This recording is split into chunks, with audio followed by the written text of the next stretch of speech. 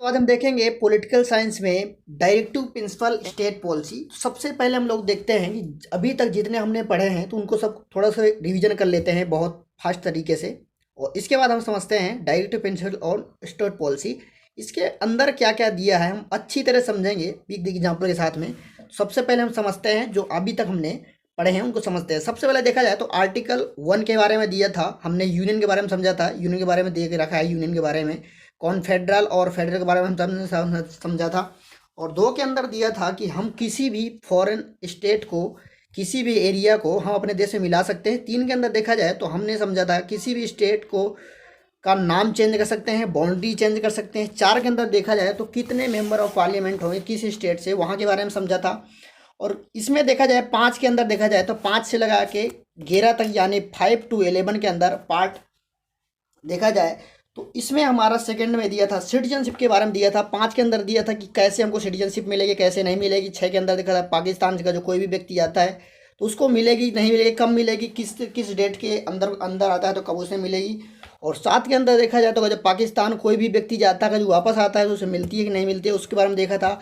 8 के अंदर उसके वो कहीं भी घूमता है विदेश में कहीं भी जाता है तो उसकी सिटीजनशिप बनी रहेगी। 9 के अंदर देखा था अगर जो किसी भी कोई भी व्यक्ति दूसरे देश की सिटीजनशिप लेता है तो उसकी कैंसिल हो जाएगी। 10 के अंदर देखा था तो कोई भी अगर जो व्यक्ति देश विद्रोही काम करता है तो उसकी सिटीजनशिप खत्म हो जाएगी। 11 के अंदर देखा जाए तो पार्लियामेंट आपके सिटीजनशिप से संबंधित कानून बनाएगी। तो ये हमने देखा था 12 से लगा के अगर देखा जाए 35 यानी 35 तक के अंदर पार्ट थर्ड में देखा था तो हमने देखा था तो इसमें हमने देखा था कि राज्य की परिभाषा दे के रखा था उसमें क्या नियम बना सकते हैं कैसे नहीं बना सकते। 13 के अंदर देखा था डेरोगेशन देखा जाए 14। 14 के अंदर देखा था directive principle of state policy के अंदर इक्वल प्रोटेक्शन ऑफ इसमें देखा जाए सॉरी 14 के अंदर देखा इक्वलिटी बिफोर लॉ का देखा था और इक्वल प्रोटेक्शन ऑफ लॉ था। और 15 के अंदर नो डिस्क्रिमिनेशन के बारे में किया गया था, रिजर्वेशन के बारे में भी किया गया था, रिजर्वेशन के बारे में, अपॉर्चुनिटी के बारे में 16 के बारे में किया गया था।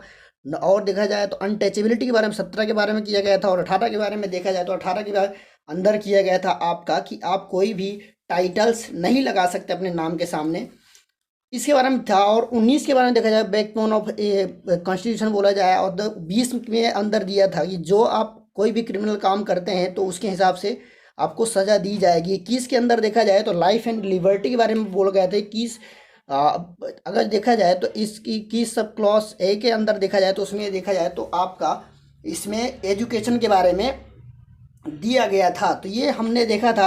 और 22 के अंदर देखा जाए तो इसमें आपको सज़ा के हिसाब से बात की गई थी तो हमने समझे थे। 23 के अंदर आप लोग कोई भी ह्यूमन ट्रैफिकिंग नहीं कर सकते। और 24 यानी 24 के अंदर देखा जाए तो आपने 24 के अंदर बहुत सारी चीज़ें देखी थी जैसे आप लोग बाल एम्प्लॉयमेंट या कोई किसी भी लड़के से किसी भी बच्चे से आप लोग काम नहीं करा सकते हैं, माइनिंग वगैरह में काम नहीं करा सकते हैं। 25 के अंदर से 25 से लगा के देखा जाए तो आपने आगे देखा था इसमें तो रिलीजन के बारे में बात की गई थी। और 26 के अंदर में 27 के अंदर में टैक्स नहीं लग सकता है। 28 के अंदर में देखा जाए तो सरकारी स्कूल होते हैं तो वहाँ पे आप सरकारी स्कूलों में अगर जो कोई भी आप लोग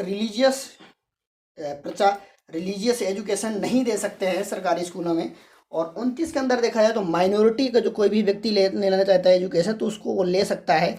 और 30 के तहत अगर वो चाहे खोल सकता है। ये हमने देखे थे।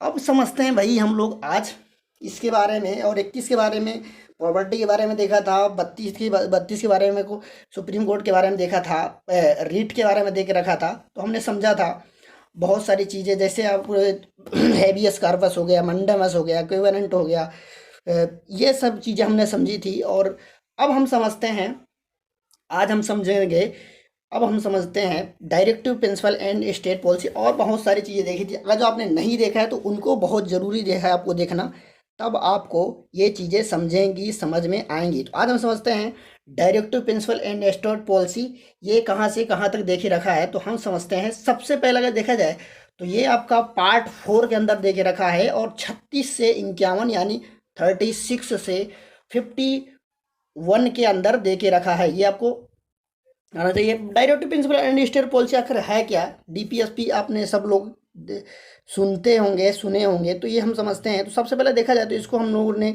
आयरलैंड से लिया है। और आयरलैंड ने कहाँ से लिया है तो वो उसने स्पेन से लिया था, ठीक है, directive principle of state policy.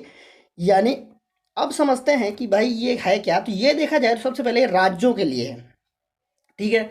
अब राज्य से संबंधित आपको पता है कि राज्य से मत संबंधित ये राज्य नहीं होते, ठीक है। तो ये समझते हैं।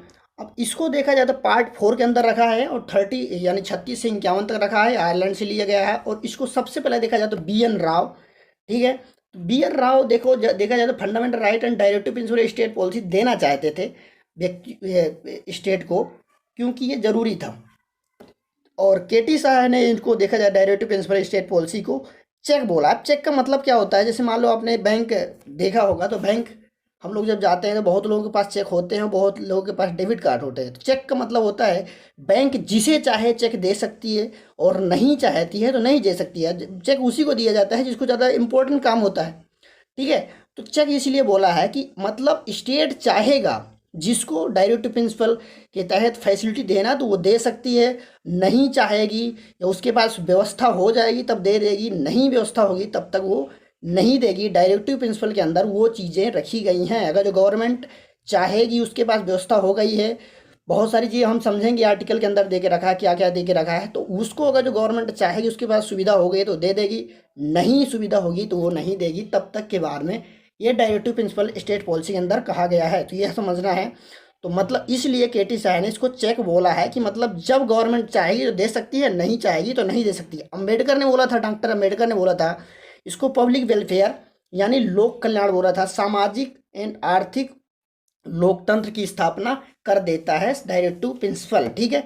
तो इसमें दो चीज़ों की बात, डेमोक्रेसी बात की गई है। सबसे पहले देखा जाए सोशल यानी इकोनॉमिक एंड आर्थिक, इकोनॉमिकल सोशल एंड सामाजिक एंड आर्थिक लोकतंत्र की स्थापना डायरेक्टिव प्रिंसिपल स्टेट पॉलिसी कर देता है। सबसे पहले देखा जाए आर्टिकल 36 के अंदर की गई है, राज्य की परिभाषा दी गई है कि भाई राज्य इसमें कर सकता है जब उसके पास सुविधा हो जाएगी, तो उसके पास फैसिलिटी हो जाएगी तो लोगों को ये दे सकता है।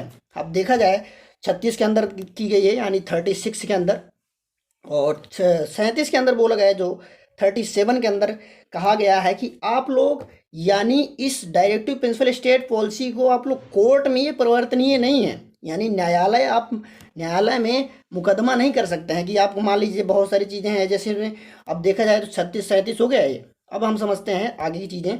38 के अंदर देखा जाए जैसे लिखा है पब्लिक वेलफेयर यानी लोक कल्याण की अभिव्यक्ति दी है, यानी सामाजिक आर्थिक एंड राजनीतिक अधिकार की बात करता है ये।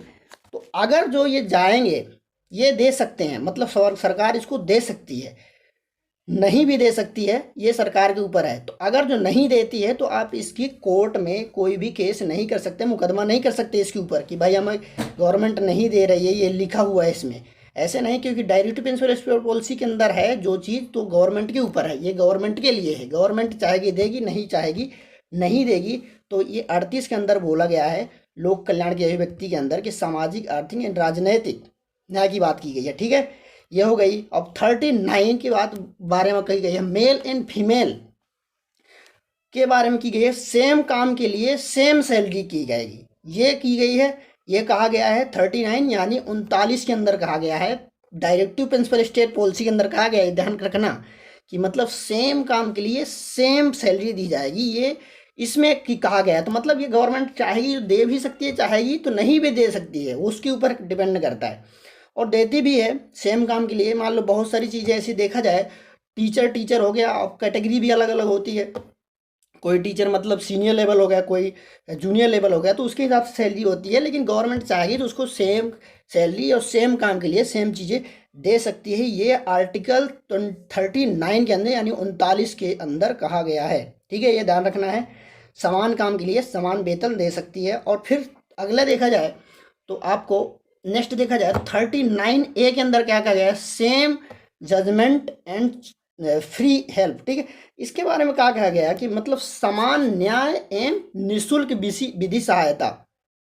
अब समझ लीजिए, जैसे मान लीजिए बहुत सारी चीज़ें ऐसी होती हैं, समान न्याय मतलब सभी को समान न्याय देना है, निःशुल्क विधि सहायता। आप देखा जाए तो बहुत सारी चीज़ें ऐसी होती हैं, जब भी कोई मतलब कोई भी भिखारी होता है या कोई भी गरीब होता है जिसके पास फैसिलिटी या पैसे इतने नहीं होते कोर्ट में जा सके, लेकिन अगर जो जाता है कोर्ट में उसके पास पैसे नहीं वकील करने की, एडवोकेट करने के लिए, तो लेकिन तब गवर्नमेंट उसको वे देती है, मतलब सुविधा देती है भाई, निःशुल्क एक सरकारी वकील देती है कि वो उसके पक्ष में कुछ भी जो भी चीज़ सुनाना चाहता है, जो भी उसके साथ बताना चाहता है, तो वो एडवोकेट के द्वारा वो कर सकता है। इसलिए उसको निःशुल्क विधि सहायता दी जाती है गवर्नमेंट के द्वारा। ये देख लिखा है 39 के अंदर। तो गवर्नमेंट चाहे तो उसे दे सकती है, ये डायरेक्टिव प्रिंसिपल स्टेट पॉलिसी के अंदर कहा गया है। और गवर्नमेंट नहीं चाहेगी तो नहीं भी दे सकती, ये इसमें कहा गया है, आपको ध्यान रखना है। अब देखते हैं हम लोग 40 के अंदर, यानी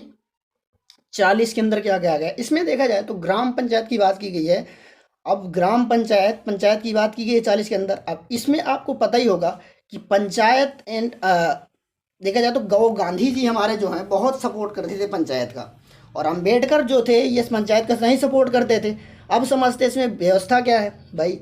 अब इसमें कहा गया है डायरेक्टिव प्रिंसिपल स्टेट पॉलिसी के अंदर कि अगर जो पंचायत यानी 40 के अंदर है, तो गांधी जी के इसीलिए देखा जाए तो आपने देखा होगा कि सबसे पहले जब पंचायत को नागौर डिस्ट्रिक्ट में लागू की गई थी, राजस्थान के, ठीक है, शायद मैं कंफर्म हूँ, तो नागौर डिस्ट्रिक्ट में लागू की गई थी पंचायत को सबसे पहले 2 अक्टूबर को।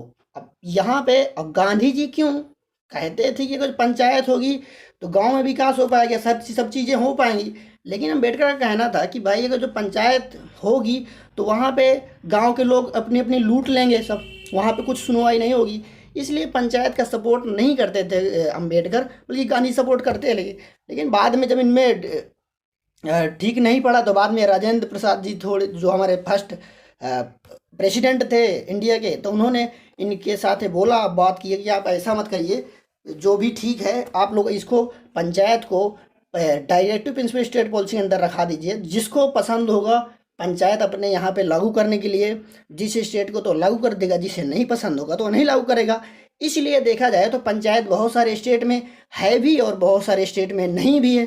तो ये देखा जाए तो अपने हिसाब से जो स्टेट चाहेगा तो उसे लागू कर सकता है, जिसे नहीं चाहेगा तो नहीं लागू कर सकता है। इसलिए देखा जाए तो 40 के अंदर पंचायत के बारे में बात की गई है, ठीक है। अब समझते हैं, अब वहाँ पे देखा जाए तो एक टाइम पे ऐसा आएगा कि मतलब पार्ट 8 के बारे में, 8 के अंदर हम लोग पंचायत के बारे में, सॉरी पार्ट 8 के अंदर यूनियन टेरिटरी के बारे में बात की गई है। पार्ट 9 के अंदर देखा जाए पंचायत के बारे में बात की गई है, तो उसमें हम डिटेल से बात करेंगे और मैंने एक वीडियो ऑलरेडी डाल दिया, ठीक। अब समझते हैं हम लोग आर्टिकल 41 के बारे में। अब इसमें देखा जाए तो आर्टिकल 41 के बारे में क्या बात की गई है और क्या बात की गई इसके अंदर। इसमें कही गई है कुछ दशाओं में सरकारी सहायता दी जाएगी इन सम कंडीशन, गवर्नमेंट फैसिलिटी, मतलब कुछ दशाओं में दी जाएगी। वैसे जैसे आपने देखा होगा बहुत सारी चीज़ें ऐसी होती हैं, जब बूढ़े बुजुर्ग लोग हो जाते हैं तो उनको पेंशन भी दी जाती है। बहुत सारे जो मतलब विकलांग हो जाते हैं लोग, तो उनको भी मतलब फैसिलिटी दी जाती है। और बहुत सारे ऐसे लोग होते हैं, ऐसे बच्चे होते हैं जिनको शिक्षा की बहुत ज़रूरी होती है। तो ये 41 के अंदर कही गई है बात कि कुछ दशाओं में सरकारी सहायता दी जाएगी, दे सकती है गवर्नमेंट, ये कही गई है डायरेक्टिव प्रिंसिपल। अब आप समझिए, एक बात ध्यान रखिएगा कि जितनी बातें कही गई हैं डायरेक्टिव प्रिंसिपल के अंदर, उसमें आप लोग कोई भी मतलब मुकदमा नहीं कर सकते हैं कि भाई आप न्यायालय पहुंच गए हैं, कि मतलब ये बात आपको ध्यान रखनी है। तो डायरेक्टिव प्रिंसिपल में स्टेट पॉलिसी का मतलब यही मतलब है, नीति निर्देशक तत्व का मतलब यही मतलब है कि आप गवर्नमेंट के ऊपर डिपेंड करती है ये बात, ये सब गवर्नमेंट के लिए है और गवर्नमेंट के ऊपर डिपेंड करती है कि आपको देती है कि नहीं देती है, ये सब उसके ऊपर है। और एक टाइम पे ऐसा भी होगा उनके पास फैसिलिटी हो जाएगी तो अपने आप दे देगी, ये सब कुछ है। ये चीज़ें दीप कही गई हैं इसके अंदर, और ये सब कुछ डिपेंड है गवर्नमेंट के ऊपर, ठीक है। अब समझते हैं हम लोग 41 के बारे में हमने समझ लिया। जैसे बुढ़ापे में पेंशन भी देती है गवर्नमेंट, और विकलांगों के लिए सहायता भी देती है, साइकिल वगैरह देती है, एजुकेशन के बारे में बात की गई है इसी में। तो ये सब चीज़ें दी जाती हैं 41 के अंदर तो कही गई हैं, ठीक है। अब हम समझते हैं 42 के बारे में। भाई 42 यानी आर्टिकल 42 के बारे में क्या बात की गई है। अब इसमें देखा जाए तो कही गई है जस्टिफाइड नॉमिनेशन, ठीक है। अब इसमें देखा जाए तो न्याय संगत मनोचित दशा के बारे में बात की गई है। अब मैटरनिटी लीव बोलते हैं, कुछ दशाओं में प्रसूति सहायता दी जाती है। जैसे आप लोग देखा जाए सभी को सेम मतलब जस्टिस मतलब न्याय संगत देनी है, मनोचित दशा है। अब मान लो बहुत सारी ऐसी चीज़ें होती हैं, जब मान लो कोई काम करते करते कोई भी मजदूर बीमार हो गया, उसकी कंडीशन ठीक नहीं है, तो ऐसी कंडीशन में अगर जो वहाँ पे मनोचित दशा के हिसाब से उसको काम देना चाहिए और दिया भी जाता है। जब उसकी मतलब कंडीशन ठीक हो जाएगी, तो जब तक उसकी कंडीशन ठीक नहीं है तो उस तक तब तक उसको कोई मतलब आराम वाले काम में लगा दिया जाएगा ताकि वो आराम कर सके, और उसकी धीरे धीरे से कंडीशन ठीक हो जाएगी तो 10 लगा के जो पहले काम वो कर रहा था उतने उसी काम में लगा दिया जाएगा। तो ये बात की गई है 42 के अंदर कही गई है। ये सब लोगों के ऊपर, ये मतलब गवर्नमेंट के ऊपर डिपेंड है, मैं आपको बार बार बता रहा हूँ, ठीक है। और प्रसूति सहायता भी दी जाती है। जैसे आपने देखा होगा,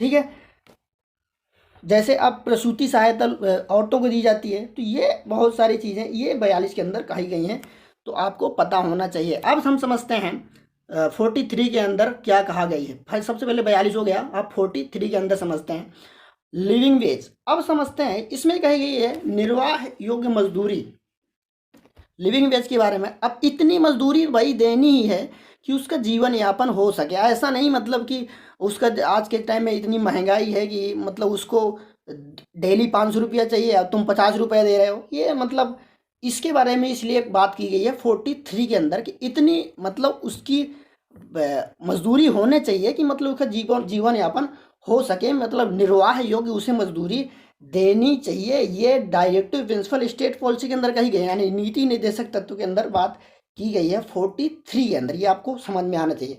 अब हम समझते हैं 43 हो गया भाई। अब 43A के अंदर क्या बात की गई है, इसमें कही गई लेबर पार्टिसिपेशन। आपने देखा होगा कि बहुत सारी ऐसी कंपनियां होती हैं कि जहाँ पे कोई भी कंपनी उल्टा सीधा नियम बना देती है, तो इसमें बात कही गई है 43A के अंदर। अब आप समझिए कि जब भी ए या ABC कुछ भी लग जाता है तो उसका आप समझिए कि अमेंडमेंट के बाद में डाली गई है, आपको समझ में आना चाहिए। तो ये जब मतलब लेबर पार्टिसिपेशन के बारे में 43 के अंदर कही गई है कि अगर जो कोई भी कंपनी कुछ भी नियम बनाना चाहती है लेबर के बारे में, तो उसमें लेबर का पार्टिसिपेशन होना ही चाहिए, उनसे पूछना ही चाहिए, ताकि क्योंकि भाई बाद में तो उन्हीं को सब कुछ देखना है, लेबर को ही काम करना है, उनके हिसाब से तो होना चाहिए, नियम कानून सब बनने चाहिए। इसलिए कही गई है 43A के अंदर कही गई है लेबर पार्टिसिपेशन। कोई भी नियम कोई भी कंपनी अगर बनाती है तो उसमें लेबर पार्टिसिपेशन एक बार पूछो लेबर से कि ये आपके लिए सही है कि नहीं होना चाहिए, कैसा होना चाहिए, ठीक है। तो ये 43A के अंदर बात की गई है। इसलिए अब समझते हैं हम लोग 43B के बारे में क्या बात की गई, यानी 43B के बारे में क्या है। कोऑपरेटिव के बारे में आपने देखा होगा, अमूल दूध का नाम सुना होगा, ये कोऑपरेटिव के अंदर है। कोऑपरेटिव जैसे मान लीजिए बहुत सारी चीज़ें ऐसी होती हैं जो गवर्नमेंट संभालने में मतलब असमर्थ हो जाती है, क्योंकि उनके पास बहुत सारे काम हो जाते हैं गवर्नमेंट के पास में। तब वो देखा जाए तो मतलब 20-20 लोगों को ग्रुप बना के उसमें एक कोऑपरेटिव की स्थापना कर देती है, और बाद में क्या होती है कि उनकी सहायता करती रहती है गवर्नमेंट, उनको बताती रहती है कैसे कैसे चलाना है। तो ये कोऑपरेटिव के बारे में देखा जाए तो 43B के अंदर बात की गई है। तो ये इसको आपको पता होना चाहिए 43B के अंदर, यानी 43V के अंदर कोऑपरेटिव के बारे में बात की गई है, ठीक है। तो अमूल दूध जो है तो आपका बेस्ट एग्जाम्पल है, ठीक। अब हम समझते हैं 44, ये यूनियन सिविल कोड क्या होता है भाई। अब यूनियन सिविल कोड ऐसा होता है कि जैसे आपने देखा होगा विवाह तो करते ही हैं सभी लोग, इसके बारे में तो सबको पता ही होगा, लेकिन नहीं पता है फिर भी करना ही चाहिए कि इसमें जब बात की गई है 44 के अंदर union civil code. Union civil code क्या होता है कि यूनिफॉर्म सिविल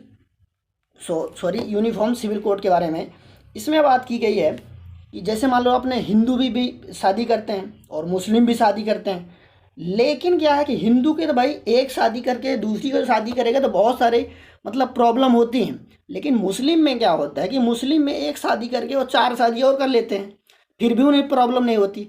तो यूनिफॉर्म सिविल कोड अभी नहीं आया है, लेकिन जब भी आ जाएगा तो उसके अंदर बात ये कर दी जाएगी कि जो भी मतलब चाहे जितने लोग हों सभी लोगों के लिए सेम नियम होंगे, शादी करने के, तलाक देने के, सब कुछ करने के शादी से संबंधित सेम नियम होंगे। यूनिफॉर्म सिविल कोड है। अब बहुत सारी चीज़ें ऐसी भी हैं कि मतलब देखा जाए तो तलाक के इस टाइम पे आपने देखा होगा कि ट्रिपल तलाक बिल ख़त्म हो गया है, तो उसके बारे में थोड़ा इश्यू थोड़ा अलग था। उसके बारे में अगर जो आप कुछ वीडियो चाहिए तो आप लोग बता सकते हैं, ठीक है, उसके बारे में आपको बता दिया जाएगा। तो ये हो जाएगा आपका यूनिफॉर्म सिविल कोड 44 के अंदर। अगर जो आपको ये चीज़ें याद हैं तो आप समझ लो कि बहुत सारे जो क्वेश्चन होते हैं ना, तो आप तुरंत मतलब बिना टाइम बिताए आप लोग सॉल्व कर सकते हैं ये चीज़ें। अब हम समझते हैं 44 के बारे में समझ चुके हैं हम लोग, यूनिफॉर्म सिविल कोड। अब हम समझते हैं 45 के बारे में, भाई क्या दिया है इसमें। देखा जाए तो 45 के अंदर कही गई ये बात एजुकेशन के बारे में, प्राइमरी एजुकेशन, ठीक है। इसमें प्राइमरी एजुकेशन के बारे में आप वहाँ पे भी देखे होंगे, हमने बात की थी 21 यानी 21A के बारे में भी बात की गई थी, वहाँ भी एजुकेशन के बारे में बात की गई थी।